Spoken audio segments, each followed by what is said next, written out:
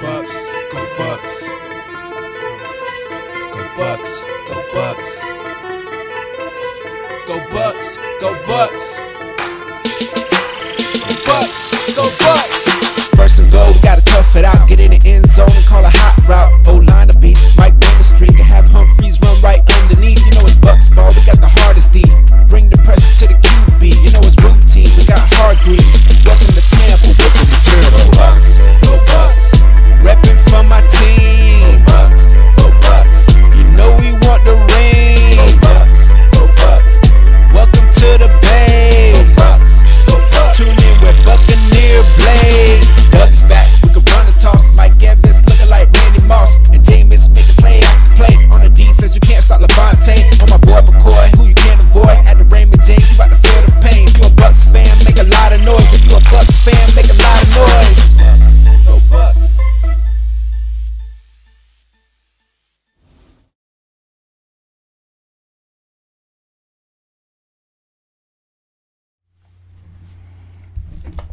Looks like we're up and running. Give it about 10 seconds. All right. Only thing I have is one question. Is this thing on? What's up, everybody? Welcome back to Bucnblake Sports with your host, Mr. Buccaneer Blake himself. Sorry I've been away for a while. Like I said, this schedule, and then I normally keep the webpage update with everything, news, signings and stuff. I got to add undrafted free agents that have been signed. I'll add that to the website, www.bucnblakesports.com. Follow me at Bucnblake, Twitter, Bucnblake Sports on IG, Bucnblake Sports on Snapchat. So let's just go over the draft. It looked promising for us in the draft at the beginning because move this mic over. It looked promising for us in the draft because Cleveland had drafted Baker Mayfield, which was unpredicted, and then they had drafted a cornerback at Ohio State, Denzel Ward. They essentially did the same exact thing they did when they picked up Johnny Manziel and Justin Gilbert. The exact same thing, almost the same size players, almost. And honestly, say they should have just took Chubb and Barkley and then just rolled with it and got a quarterback later, which there's plenty of quarterbacks out there later on. But I'm not here to talk about the Browns' picks. I'm here to talk about our picks. I know a lot of people were upset that we didn't take Derwin James. I wasn't really too high on Derwin James, just playing pretty much a box safety. I don't know a bunch about it. I didn't see much him asked to do a whole lot of covering at Florida State. From my understanding, just pretty much playing like a third linebacker in a nickel formation and coming up and stopping the run. But who knows? Like I'm sure something had to do something about him either canceling the workout with us or us canceling the workout. There's a lot of things that happen behind the scenes that you won't know about, but I'm sure that had something to do with it. Now, mind you, I'm just gonna put this in your head just for a second. Like, you guys don't pay attention to a lot of things like that, or you just don't know. But a lot of information is out there that you guys can find. The things that teams do. Like, I'm gonna give you an example. The year we drafted, I think it was Mark Barron, we had traded back with the Jacksonville Jaguars. The Buccaneers were considering drafting Justin Blackmon. Now, we had taken Justin Blackmon out of consideration because the Bucs had hired a private investigator to follow Justin Blackmon when he was around campus and around what he was doing, and they found out he was going to the bar and the liquor store too often, so they knew he had an alcohol problem that he had not mentioned in interviews. And that stuff could have been with Derwin James. From my understanding, Derwin James didn't really want to be here.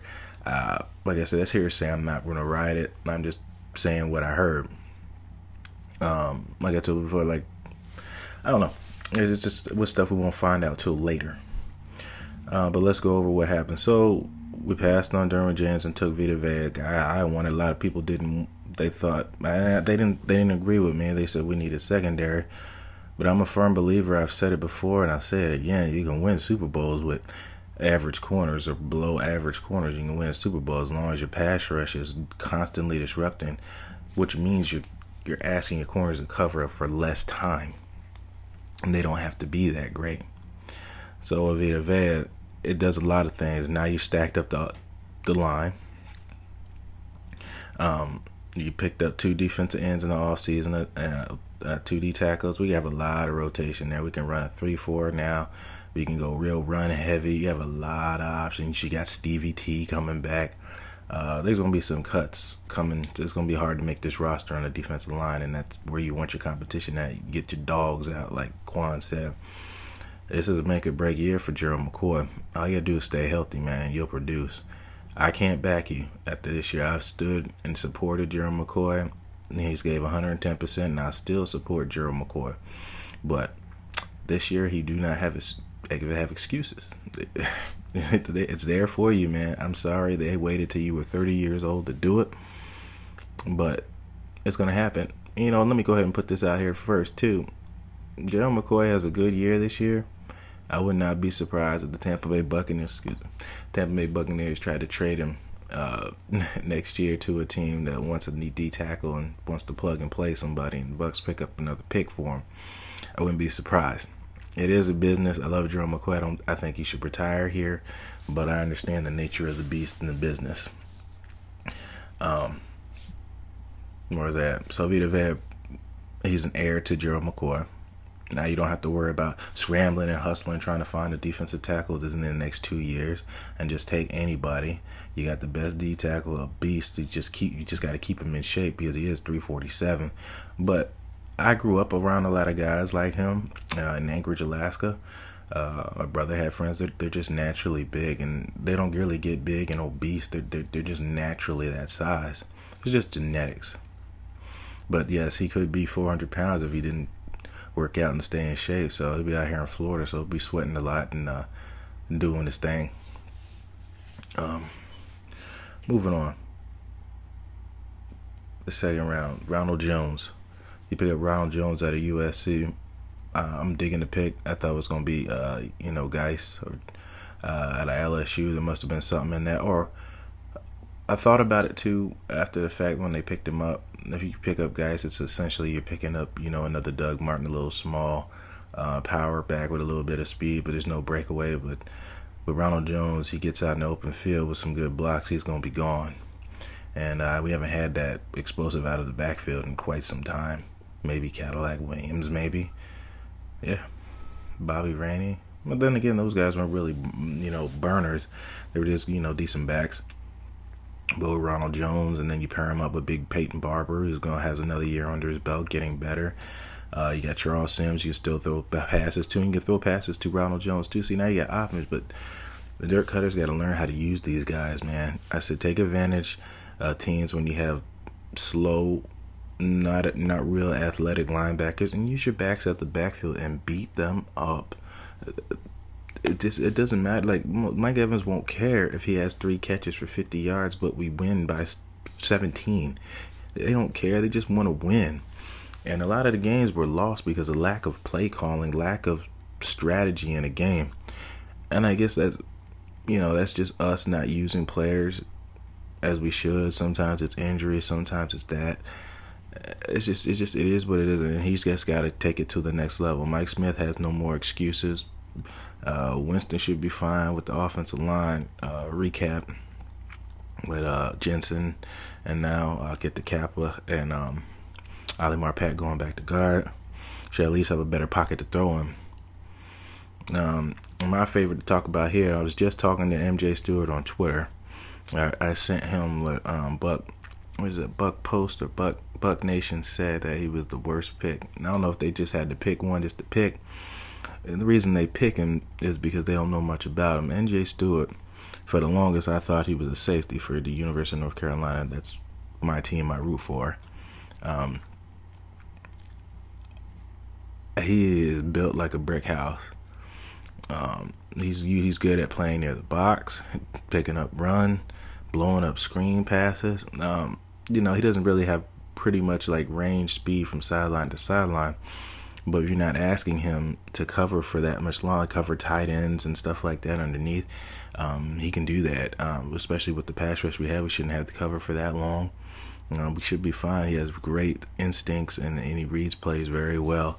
I think MJ Stewart was my favorite pick of all. Just, I'm going to be biased and say because he went to UNC, I'm going to say that. I don't know much about Oliver, and I know a lot of people want it. I really don't. I know a lot of people just say they want certain players because they see them on draft day and you never heard of them. Nobody watches Colorado. You would have never had any clue who this guy is. But I did watch MJ Stewart, and if they use MJ Stewart, how he played at University of North Carolina, I think he'll be just fine. These headphones, this mic is incredible. It picks up every sound. So which moves me on to the next pick in the second round was Davis Carlton out of Auburn. So I had to check out, Carlton Davis. I see why they like him. Big, long arm corner, physical guy. Get in there and break up passes with those long arms. And, I know not too many people knew about Davis Carlton either, but I think he'll be fine here. Like I said, with the pass rush, then you address the cornerback depth. I'm not asking, rookies to be full-time starters right away unless they're ready for it and they step in and it's a successful situation. Then I'm all for it. But I hope these guys sit around. Vernon Hargreaves can learn from them. They can learn from Vernon Hargreaves. We got Brent Grimes for another year. Thankfully, he came back. Well, wasn't thankfully. We gave him $10 million for a 35-year-old corner. But if he's not asked to do too much, I think he'll be just fine. Which moves me on to Alex Cappa. Then we address the offensive line, tackle, guard position. He can either swing or do both. If J.R. Sweezy's injured or doesn't pay the bill, he'll be sliding in at guard. If Damar Dotson goes down, Cappa can go to tackle, and which also brings me to Caleb Benenoch as well, who's a swing. He could play guard or tackle. See now, and then you brought Evan Dietrich Smith. Evan Dietrich Smith can either play center or guard. So you have depth everywhere on the offensive line, which is pretty good. We're working on depth. We're not thinking right now. We're thinking longevity. We're thinking long term, and I think that's what people were. That was the pick. What was going on with Derwin James? We actually have depth. I know you guys hate Chris Conte. I know this Chris Conte thing he didn't play that bad. He didn't give up any plays. He didn't make any spectacular plays, but he wasn't getting beat like that. It was the corners getting beat because they had all day to throw. And then you got Keith Tandy back. You got Justin Evans. So you didn't have a huge need at safety unless injuries happened. And then I think we were using Josh Robinson as a safety at one point in time too, trying to convert him to a safety. That's why you didn't see much of him at cornerback. So you have depth there, which brings me on to the safety pick, which is Jordan Whitehead. Jordan Whitehead at Pittsburgh, athletic kid. He actually played tailback a couple plays at Pitt when their tailback was down, and he's actually looked good running the ball, scoring touchdowns, and he's got some range. He's good at covering tight ends and slot receivers and stuff. So I'm interested to see how they plug and play him into the system here. Like I said, he's really Jordan Whitehead is pretty athletic, so I'm interested to see how he goes. So that was the fourth round. The fifth round was Justin Watson out of Penn, big 6'5" receiver. Got decent speed, great hands. Out of an Ivy League school, Pennsylvania, UPenn. They actually have pretty decent athletes. They're pretty program's pretty respectable out there as well. So I'm interested to see how he plays. I had a great senior pro day, senior game, senior bowl. So I'm interested to see how it goes. I definitely didn't see that pick coming, so I will say how it goes. I really don't have much on him about that. I've seen the videos and stuff, but it's no different than watching any other receiver's highlights. He's not going against top D1 players, and that's the stuff I want to see him go against the best competition to see how he fares. But he did good at senior day, so he was going against the other top players. And it's probably this next pick is probably one of my other favorites. Linebacker that I didn't know much about was Jack Kitchie out of linebacker out of Wisconsin. Now, if you say that he's a little undersized linebacker, like 225, 230, probably put on some weight, probably get him up to 240 probably later on. But the part I like about him, it's see it and go. He doesn't really wait. You see the gap, you fill the gap, and then you make the tackle. Or he misses the tackle, but he's being disruptive in the backfield. His plays are made in the backfield. He's not like Barrett Ruud, where you're making tackles 10 yards down the field and you have 11 tackles at the end of the game. But they're all 10 yards down the line of scrimmage. As a linebacker, that's really where your tackles are judged. They're judged behind the line of scrimmage. And Jack Kitchie is that kind of linebacker. If you watch tape on him, he will see the gap and he will fill that gap and will not wait. And I already see where the Bucs are going to use him because he's really good in blitzing situations. And when we run that 4-3 over, or we run that 2-4-5, you don't understand what a 2-4-5 is. 2-4-5 is 2 defensive tackles in there, or you can use a defensive end on the inside, and then the 2 outsides, or your outside linebackers, as the pass rush. It's basically like a 3-4 defense almost, but we ran that a lot, 2-4-5. And Jack Kitchie can rush. He does real well beating guys off the edge and up the middle that try to block him, because he comes with such an attitude to the quarterback, and he's just going to be a complete disruption running through there if he gets the chance to play. And we'll see. Like it's a lot of depth here picked up, and it's a lot of future players here picked up to help service this team and service their own careers. I'm looking forward to these guys, talking to them, see how they're doing. I'm getting in contact with a lot of these guys, and I'm gonna start writing my articles a lot more, because you got another 4 months without football going on right now, and just keep you guys updated with that. Like I said, I'm not gonna ramble on too much about the picks. You done seen it and watched it yourself. But there's one other thing I want to go into. This whole thing. What do you guys think about this whole thing about threatening people like Jason Light, coaches, and all that, about not picking players that you want in the draft? For me, I'm all for them investigating it. I'm all for them pressing some type of charges on them. That you can't do stuff like that, because he didn't pick who you wanted out of Florida State just because you like Florida State. The Bucs didn't pick one UNC player. I wouldn't be that upset. It is what it is. I'm sure you have a reason for it. And I know people get caught up in position where he's predicted. I don't care where he's predicted. A player could be the top of your board if he fits a need on your team. If he's going to fill a need and be productive as soon as you get him, that's where you pick a player. It doesn't matter. Like people were saying with the Saints when they traded up and took, I just forgot his name, Kamara. Nobody was thinking about him, but they knew how they were going to use him. And you just can't threaten people on social media, whether it's sports or just stuff like that. It's just uncalled for, and it's just sad that in 2018 you got finger thugs and all this other stuff on the internet because you can hide behind your keyboard or your cell phone. It's just cowardly. I guess that's just what it is in 2018. I really don't have much else. I'm not going to keep rambling on. Again, check me out at www.bucnblakesports.com. Bucnblake at Twitter, Bucnblake Sports on IG and Snapchat. Check me out. I'm going to post a lot of stuff. Like I said, I'm keeping up to date with me contacting these new players, and getting their insight on stuff. I appreciate you guys, sticking around and all that. Like I said, I haven't been around in a little while. Stay tuned on the website. I have a bunch of stuff updated. I'm going to do a bunch of fan giveaway stuff, jerseys and stuff, and trivia. Also, I'm sorry. I'm so sorry that I didn't say this too. Also, go to the website. If you don't do it yourself on your own, donate to Jameis Winston's Dream Forever Foundation. If you go on to click my website on the link, you can go straight to the website and donate.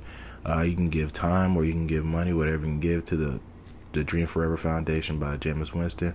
I'm sorry I didn't bring that up earlier, but go there and help support young kids who live in households where they're not given the opportunity to get technology and things like that. I mean, I think that's pretty cool, because there's a lot of people who's left behind and uneducated because they don't have the ability from school or home to get access to these type of things. And it's just simple things, man. It really doesn't take too much to help impact somebody's life. It doesn't. I think people think too much into thinking like you have to make this astronomical contribution to be impactful in somebody's life, young or old. It doesn't take much. It just takes enough from here, and that's it. And I'll end this as we always end this. You're the master of everything. What you do with your life, what you do with it, is entirely up to you. Thank you. God bless, and fire those cannons.